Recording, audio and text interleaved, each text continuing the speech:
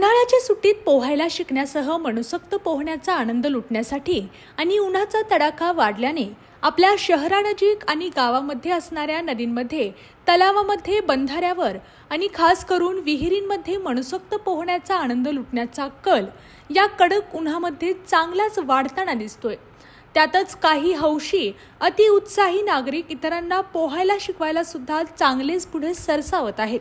पण या हौसेपोटी पोहायला गेल्यावर किंवा पोहायला शिकताना नदी, विहीर, तलाव, बंधाऱ्यातील पाण्याचा अंदाज न आल्यामुळे दुर्घटनाही तितक्याच मोठ्या प्रमाणात घडत आहेत आणि या दुर्घटनेमुळे कितीतरी तरुण तसेच लहान मुलांना त्यांचा जीव गमवावा लागत आहे।